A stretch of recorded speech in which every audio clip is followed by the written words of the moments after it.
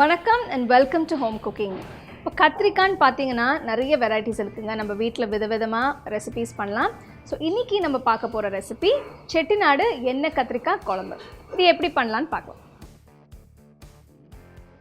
பிஞ்சு கத்திரிக்காயை ஒரே மாதிரி சைஸில் இருக்கிற மாதிரி எடுத்துக்கோங்க. இது காம்போட நீங்கள் கத்திரிக்காயை 2 பதமாக வெட்டணும். வெட்டினீங்கன்னா உங்களுக்கு 4 வரும். இப்படி பார்த்துக்கோங்க எப்படி வெட்டியிருக்கேன்னு. அடுத்தது 1/4 டீஸ்பூன் மஞ்சத்தூள், 2 டீஸ்பூன் மிளகாய்த்தூள், 3 டீஸ்பூன் தனியாத்தூள், தேவையான அளவு உப்பு, 3 டீஸ்பூன் கரைச்ச புளி, அப்புறமா கொஞ்சம் தண்ணி விட்டு எல்லாத்தையும் நல்லா மிக்ஸ் பண்ணி வச்சுக்கோங்க.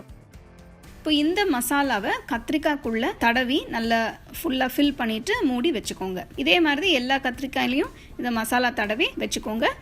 அடுத்தது ஒரு கடாயில் 1/2 கப்பு எண்ணெய் விட்டு இந்த கத்திரிக்காயெல்லாம் வறுக்க போகிறோம். எல்லா பக்கமும் வறுத்த பிறகு கத்திரிக்காயெல்லாம் எடுத்து தனியாக வச்சுக்கோங்க.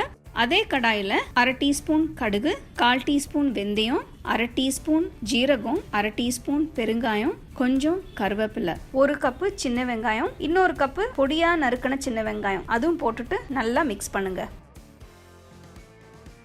அடுத்தது 6 பல்லு பூண்டு நசுக்குனது அதை போட்டுருங்க. போட்ட பிறகு 2 தக்காளி போடணும். 1 தக்காளி பொடியாக நறுக்குனது, இன்னொரு தக்காளி நல்லா கிரேட் பண்ண தக்காளி, அதுவும் போட்டுட்டு எல்லாம் நல்லா மிக்ஸ் பண்ணுங்க. அடுத்தது 1/4 டீஸ்பூன் மஞ்சத்தூள், 2 டீஸ்பூன் மிளகாய்த்தூள், 1 டீஸ்பூன் தனியாத்தூள், தேவையான அளவு உப்பு, 1/4 கப்பு கரைச்ச புளி. இதில் கொஞ்சம் தண்ணி ஊற்றிக்கோங்க.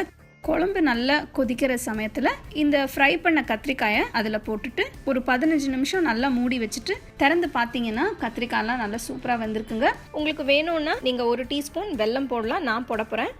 இப்போ உங்கள் எண்ணெய் கத்திரிக்காய் குழம்பு ரெடி. ஸோ எண்ணெய் கத்திரிக்காய் குழம்பு எப்படி பண்ணோன்னு பார்த்தோம். இதை நீங்கள் ட்ரை பண்ணி சூடான சாதத்தில் சாப்பிட்டு கொஞ்சம் நெய் விட்டு சாப்பிடுங்க. சூப்பராக இருக்குங்க. கண்டிப்பாக ட்ரை பண்ணி பாருங்கள்.